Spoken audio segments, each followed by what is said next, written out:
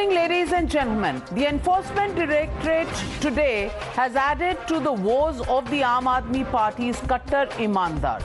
The investigation agency, which is in the hot pursuit of Kejriwal's inner team, opened a Pandora's box that may have added to the woes of Mr. Manish Sisodia and company when it comes to the contentious Delhi liquor case.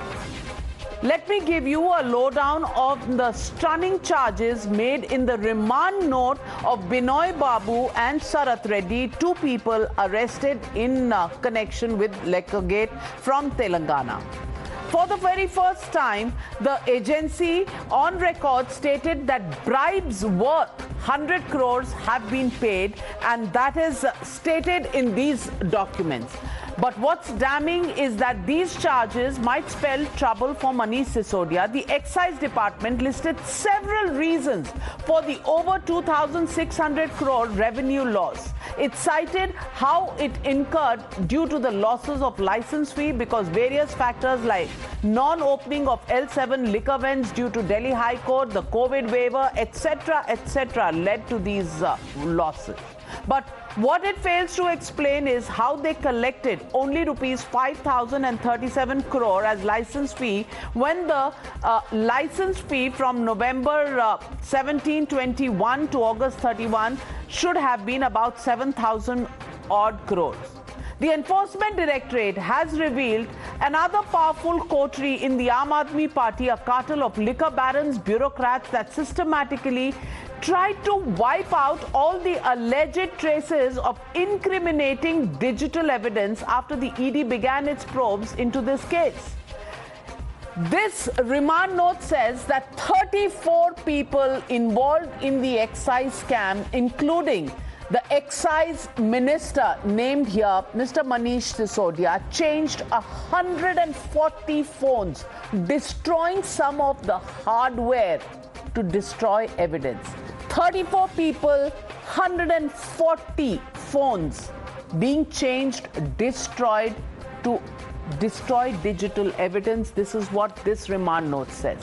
Why the Enforcement Directorate believes that there is a nexus between netas and liquor manufacturers is because the excise policy was put on the website on the 5th of July 2021, but the agency has evidence and documents related to this policy which seem to have been leaked as early as May 31st to liquor barons themselves.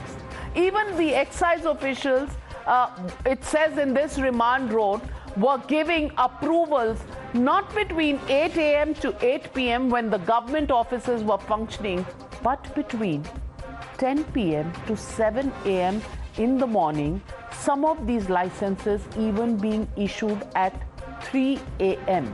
Now, which government department works between 10 p.m. and 7 a.m.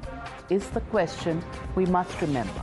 Remember, Times Now also accessed the damning note which reveals how Kejriwal's deputy allegedly tried to access documents relating to Liquorgate, including the excise policy note and tender documents.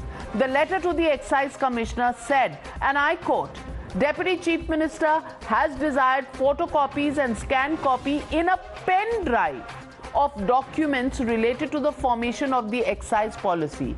Requested to kindly provide the documents immediately. Now, why would anybody need documents on a pen drive? If the minister in charge wants the files, he can always get the files. Why want it on a pen drive? Another question that needs to be answered. Despite the paper trail of alleged misuse of office by Manish Sisodia, the Deputy Chief Minister deflected blame on the BJP. And that's the tweet that he put out. He says, बातों को भटकाने की बजाय उनको अभी तक जांच में कुछ मिला क्या, ये क्यों नहीं बताते? On the other hand, the BJP said it's high time the Kattar brush Sisodia is sacked. Listen in to the BJP's charge. Why was it required to get documents on a pen drive? If it was an official request, that request would have brought the files in the concerned paper to the minister's office. But seeking it on a pen drive separately would raise questions that why was it so needed? Any state that has e-governance standards, these things can be also seen directly on the e-governance portals in terms of signatures and all. You don't need to download it onto a pen drive and see it in a separate computer.